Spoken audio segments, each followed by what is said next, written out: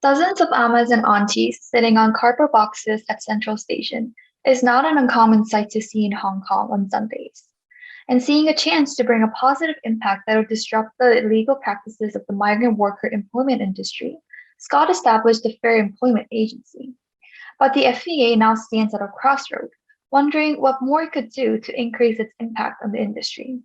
Good morning, ladies and gentlemen. We're Team Yonsei. I'm Curie, joined by my colleagues Hayang, Sumin, and Yunji. Today, we'll be presenting on how the Fair Employment Agency can expand its positive impacts of healthy hiring. Starting out, FEA believed that the clearest path to change was to set a positive example. And although it had achieved its goal of becoming a prime example, FEA was left with a myriad of questions such as opening new branches, expanding overseas, and increasing fees. And in taking a look at these questions and the situation FEA is placed in, our team analyzed that these issues are not separate, but are all stemming from the same root. FEA is longing to generate higher impacts. So, in order for FEA to satisfy their longing, we identified two factors that are needed for higher impact: increase of services and an increase in the number of service users. And to attain both factors, we propose to you services targeting governments and Philippines expansion. But before we go into strategy proposals, we'll first provide deeper analysis. Labor exploitation, which severely threatens both basic human rights and economic efficiency, is a major drawback that Hong Kong faces. This problem is important not only because of its ethical value it has, but also because it is necessary for every stakeholder to increase their efficiency. Currently, 1 out of 6 domestic workers are being exploited in Hong Kong. Workers spend 15 hours a day, 71 hours a week in their workplaces. What is worse is that this sort of illegal behavior is so prevalent that 70% among 1,400 employment agencies engaging in illegal behavior. However, this inhumane situation does nobody any good. Every single stakeholders, workers, employers, FEA, and government has the need for improvement. First, workers' primary need for change is getting rid of unfairly charged illegal fees. As Hong Kong has not banned placement fees, unlike the Philippines and Indonesian governments, workers are required to pay for the fee, which can be charged 20 times more than that of legal limit. This illegal behavior generated from information asymmetry. 50% of employment agencies do not even provide their phone numbers, and 70% of them are not providing their addresses. Through this, domestic workers are stuck in more disadvantageous positions. Without money, without information, the workers are caught in a vicious cycle of endless debt and work. They start to borrow money to cover the placement fee, but most of them fail to pay back. This compels them to accept and remain in jobs they didn't want. Although passport deprivation is also illegal. It is the same for the employers who prefer untaxed workers who have better long-term value. 75% of employers agreed that the government needs to regulate employment agencies that show illegal behavior while matching the workers and employers. 70 of them even showed the intention to pay more for workers without that. FEA itself also feels the need for change to achieve their intended purpose of changing the entire industry. As still 70% among more than 1,400 agencies are engaging in illegal behavior, FEA wants to expand its impact on the overall employment industry. In terms of government, reputation and data is what they call for. The Hong Kong government needs to recover their damaged reputation as Tier 2 watch list for not fully meeting the minimum standards for the elimination of human trafficking. Also, as labor supply countries such as Philippines and Indonesia are in lack of migration data tracking of the workers' whereabouts overseas. Identifying these needs of stakeholders, our team saw the possibility of improvement through consolidating law enforcement and increasing the education level of workers. Strategy 1, services targeting governments, which deals with a consolidated database and emergency contact channel, would be explained by Yunji. And strategy 2, Philippines expansion, managing branch expansion strategy in workers' country, would be elaborated by Sumin. The first strategy to increase FEA's social impact is to launch a new service that targets an important stakeholder, the governments. This targets the problems that arise from information asymmetry and lack of transparency in this industry. Its cross-border nature and the lack of enforcement jurisdiction make it difficult for governments to regulate their migrant workers. So we propose providing an internal closed network portal to fill in the gaps between the stakeholders' various levels of access and understanding of information. The ultimate goal of this strategy is to expand FEA's impact. To achieve this, FEA needed a source of revenue to increase their scale and improve overall services. This could be reeled in by the new service that we will propose in this strategy. Through this service, we target the following stakeholders. Our primary target, the government, breaks down to two parts. The receiving country, in this case, Hong Kong, suffers from a tarnished reputation from failing to effectively monitor and control inbound migrant workers. Also, cross-border crimes require additional investigation and physical evidence, which may be dispersed and hard to track. The sending countries, such as the Philippines and Indonesia, lack interactions with their outbound workers post-migration. Their workers also refrain from reporting mistreatment in fear of their migration being disadvantaged. Other beneficiaries of this new service are the migrant workers and employers who benefit both directly and indirectly from the service. Our strategy aims to tackle these pain points and problems that all these stakeholders face. The first feature of this portal is a consolidated database on the migrant workers that are employed through FEA. Every month, workers will be required to update their information onto a strictly private, closed network database that only paid governments can access in exchange for yearly fees. The database tracks down and consolidates all relevant details, including the worker's job training status, visa and passport details, contact info, employer, residence, and financial status. The database also has dashboards that analyze the input data to provide governments valuable insights for enforcement and on the demographics of their ethically employed workers.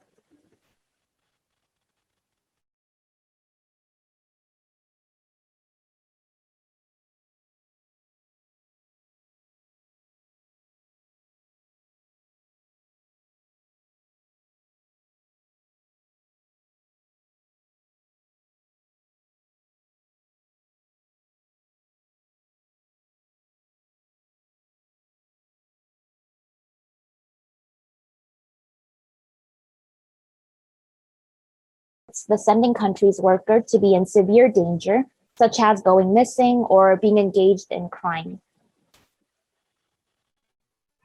Through this consolidated portal, we can expect the following outcomes. First, both sending and receiving governments will be leveraging FEA's well-established reputation for ethical employment.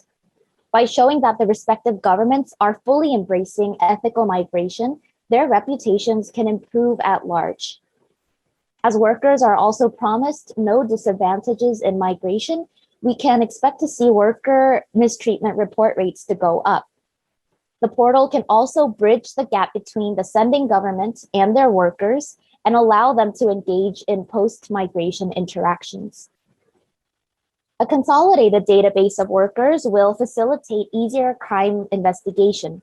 The fact that this database is being monitored through FEA gives a sense of protection for these workers as well. And now to fulfill our primary objective, this service can secure revenue from the yearly fees charged to the governments, which will boost the agency's future operations. The yearly expected costs for this project, shown on the right, are mainly on the technical side. At most, we estimate the costs for developing a database platform and integrating analytical dashboards on a private cloud to cost $10 million yearly, and additional maintenance fees for this system at $2 million. To make up for the cost and further raise revenues that go back to scaling up FEA's operations, we need to collect yearly access fees from our government stakeholders. First, by targeting the receiving country and the major sending countries, we can bring in $20 million in total revenue. As FEA expands their business through their funds, the company can bring in more clients.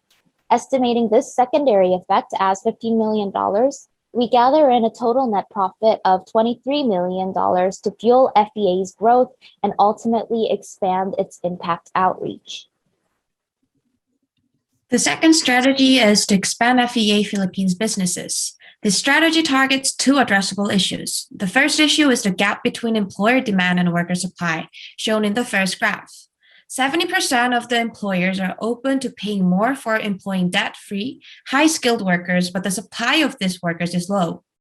The second issue was the skewed economy of the migrant worker employment industry, stemming from the industry's preference on workers' placement fees rather than the skills they have.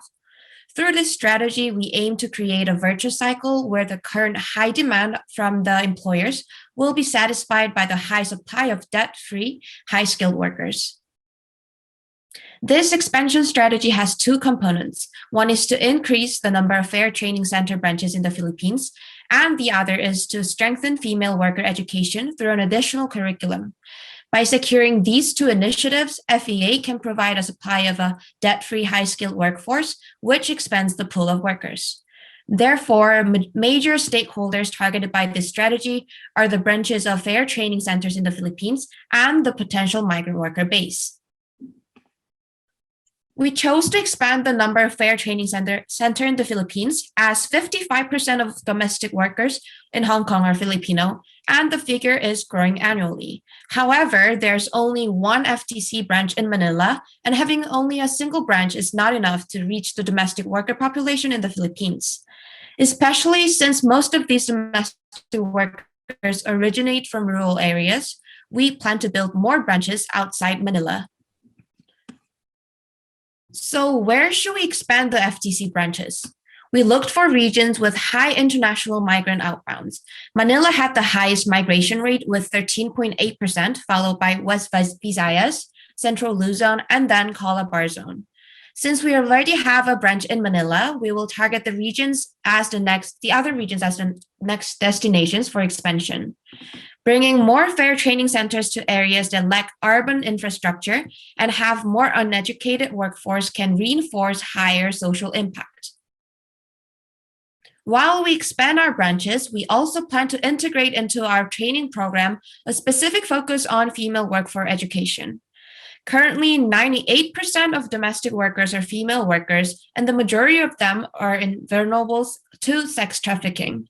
Female education is especially vital to Filipinos, as the Philippines has high rates of female school dropout rates, with only 41% graduating high school. Due to low sex education rate, both unintended pregnancy rate and abortion rate are extremely high, with the values of 66% and 44%.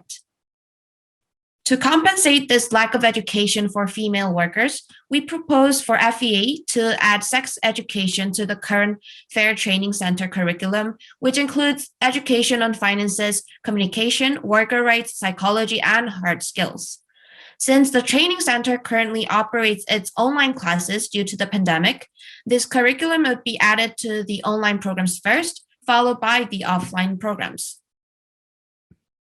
Now we'll move on to the impacts of the Philippines expansion strategy. We expect the expansion of branches would bring more users into FEA talent pool. Improving workers' understanding of ethical and legal employment would enhance the quality of workers going outbound to Hong Kong. This would create a virtuous cycle within the employment agency market, as the supply of the workers and demand of employers would finally be matched. To analyze our costs, we identified that approximately $304,000 were spent for total operations by FEA in 2017. Since 30% of the expenses were allocated for the Fair Training Center, which is approximately $112,000, we estimated that this amount of cost was required to build and recruit for the first FTC branch in Manila. Therefore, the cost of expanding each branch would be a little less than $112,000, as overall costs in rural areas would be cheaper than Manila. For the benefits, we estimated an increase in user base, social impact, and total profit of $30 million. Now, what are some risks in implementing our strategies? For the services targeting government, some governments may not be financially capable to pay a high fee for FBA's consolidated portal. To mitigate such risk, FBA can provide a tiered plan depending on what the governments can access on the portal. The pricings will differ in demand, especially if some countries are sending less migrant workers but still want to gain control over their outbound labor force or embrace ethical employment. As for the Philippines expansion strategy, the foreign domestic workers may not be willing to use the new FTCs due to the relative lack of exposure FTC has in other parts of Philippines than Manila. To mitigate low participation, FBA can work with the Philippines government to promote the FTCs and increase participation from local communities. Considering these risks, let's take a look at how our strategies are going to be implemented. First, with the services targeting governments, the main task here is to build the online portal. To do so, FBA will spend the first 6 months consolidating the database by combining necessary information through the deployed workers. Simultaneously, FBA will develop the platform and establish the SOS channel through year 1. Once these 2 tasks are completed, the portal will be open for service to governments starting in year 2. And second, for the Philippines expansions, there are 2 tasks: building new FTC branches and adding sex education to the curriculum. We expect FBA to take a year to build each of the branches detailed by Sumin before. And starting with a branch in West Visayas, the 3 branches will be up and running by the end of year 3. The online sex education will be officially launched in month 7 after establishing the education curriculum for the first 6 months. Now, if we take a look at the right, we can see that the services targeting governments require middle to high cost and brings high impacts. As mentioned before, it will cost about $12 million to set up and maintain the portal and bring in a high net profit of $23 million.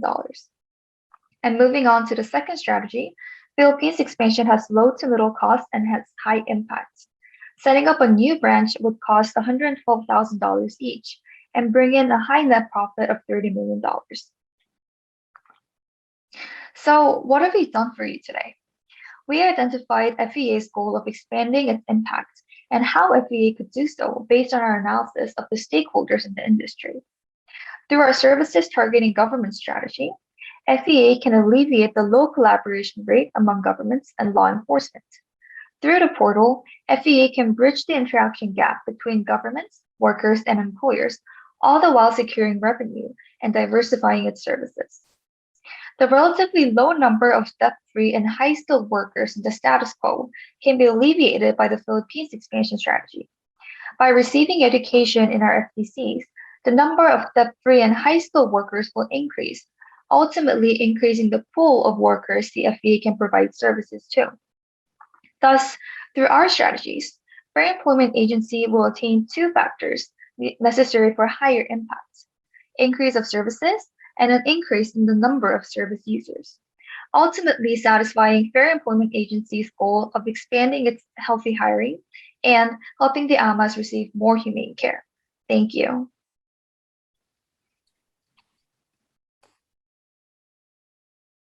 Thank you for the presentation. It's now time for the Q&A session. Let's hear the first question from the judges. Thank you.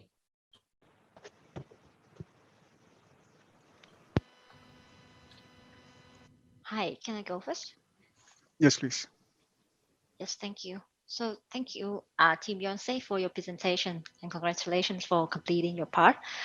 So my first question is regarding the strategy 1. I've seen you analyze some, cost to implement. So can you provide the background where you can draw the number from? And my second question is that, you're saying that you're gonna charge the access fee to the governments, right? But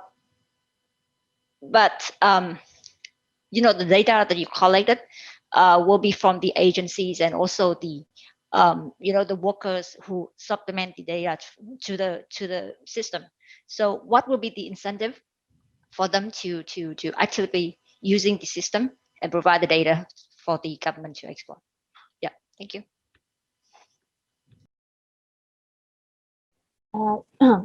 Thank you, Judge, for your question. So to elaborate the first part of your question, you asked about the cost, breaking down the cost of this strategy. Is that right? Okay, so we calculated $10 million for using a private cloud in order to provide these governments an online portal. So we looked at the organization's yearly usage of cloud, and it was estimated that they use around $12 million for the cloud services. So this is why we got the $10 million plus maintenance costs of $2 million. And inside this cost would be like the developmental fees for the online database and creating the emergency posts on the portal. And for the second question, I think it was asking why the governments would use this database and what their incentives would be. So my question is like, what will be the incentive, for the labor agency and also the workers to use this service, this portal to update the data, the information, right? I analyzed in this page that the stakeholders had these pain points and problems, and especially from the receiving government side, they were suffering from tarnished reputation because they couldn't effectively control their migrant workers. But since FEA has an established reputation of becoming an ethical employment agency, we thought that by providing this portal and the government embracing using this portal can embrace that they are willing to promote more ethical employment, and thus they can leverage the agency's well-established reputation, which is mentioned right here. And as for the workers, they're being protected and being provided assistance through this portal, which is why this could be an incentive for them to keep uploading and updating their information onto this database. Hi, it's Kieran here. Can I just ask a couple of questions again? It's around the financials.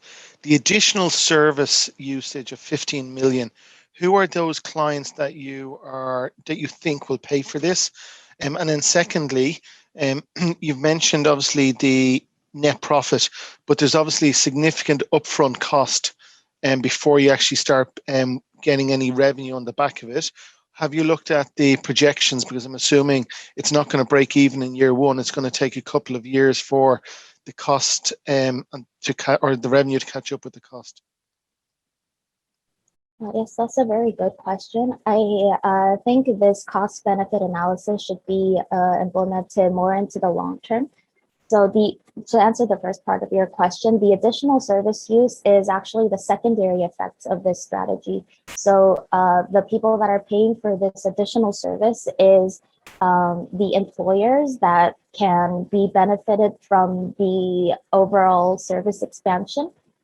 So the actual target for this strategy was to increase the revenue and then scale up the operations to provide our primary target of employers to receive more offerings and more services. So the additional service use would be targeted by the employer side. And about the high upfront costs, yes, we realize that this is a very high upfront cost at year one, and it's going to take some time to realize the benefits.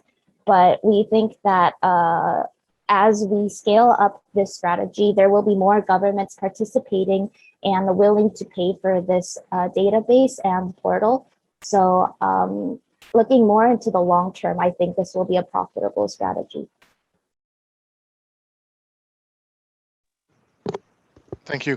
And just the final question from me at this stage, just on the second strategy, and we talked about the cost being, I think it was 115,000, and then suddenly we're now up, and then suddenly there was reference to 30 million. So can you maybe just explain how you've got to the 30 million number? Thank you, Judge, for your feedback. May I ask whether you're asking the benefits value? Yes, correct. Okay, thank you. So if Yunji can go back to the slide with the map. So according to our research, out of the total immigration population of each region, 3% of the population are domestic worker migrants. So the calculation was like total population multiplied by immigration percentage and the number of percentage of domestic worker migrants. So for Central Luzon, total population is 11 million, and this was multiplied by 6% and 3%, which has led to 20,000. And for Western Visayas, total population is 7 million, and this was multiplied by 9% and also 3%, leading to 20,000 people. And for Calabarzon, the total population was 14 million, and this was multiplied by the 5%, and the immigration percentage 3%, leading to 21,000. So the total number of domestic worker migrants that FEA can provide services to was at most approximately 63,000. But then we calculated this half because FEA cannot serve all 63,000 people. So assuming half, we calculated there's about 31,500 people, and the prices employers pay to each FEA employees pay to worker was approximately $1,000. So the total revenue for serving all these migrants was $31 million, and this reduced by the cost $336,000 was leading to the total profit of $30 million. Thank you. Thank you. I two quick questions. For your first idea about creating a data portal, why do you think FEA will get a sole, proprietary contract from both the governments? Wouldn't they then go wider and the idea is take that idea and then kind of open it up for other people to bid for that same idea?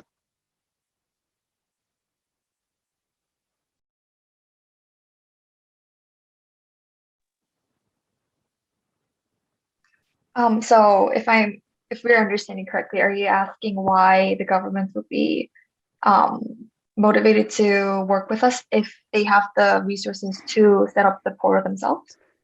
Yeah, or they can effectively tender this idea and get other suppliers to create the same kind of portal and database, because FEA's competency is not data creation and data management. So that if I'm part of a governmental body, that's one of the questions that will come to mind. Oh yeah, Minji, do you want to go? Sure.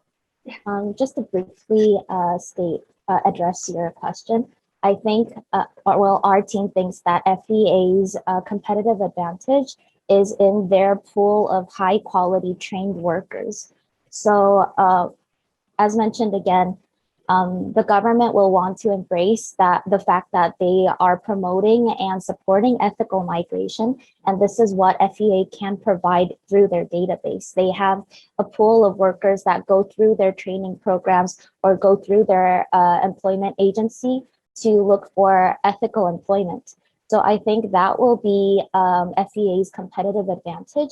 And this is probably why the government would want to use this certain database, even if FEA doesn't have its strengths in data analysis and data management. To add on to what Yunji said, in the status quo, the FEA has already been consolidating data by their workers constantly checking up with the people who work for the agency, FEA agency checking up with the domestic workers FEA has connected them to the employers with. So we believe that they already have some a certain list of data. And also at the status quo, the Hong Kong government, in the case it was provided that there's only like 90 employees working to track 70,000 domestic workers coming from overseas. So we believe that these governments definitely do need help from FEA, who already has consolidated data based on the technology to provide these services like the portal. Okay, quick one. Did you consider the potential cyber risk to this idea? Because if there's a cyber threat, that whole idea gets blown out of the water after you build a database. So did you consider that as a potential threat?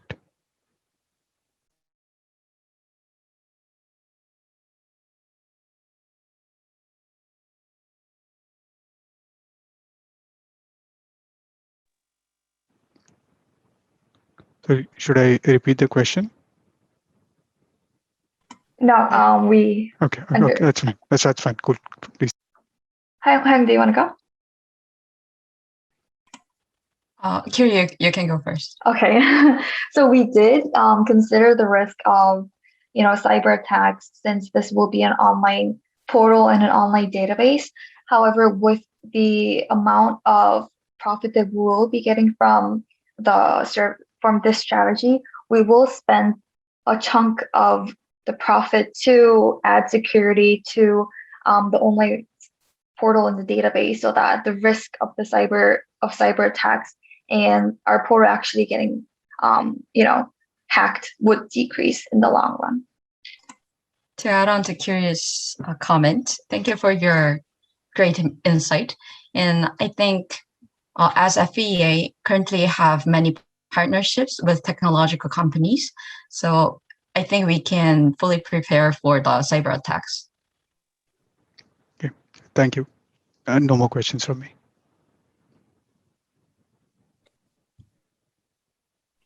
And just one more for me. Was there any other strategies that you considered and you discounted, and if so, why?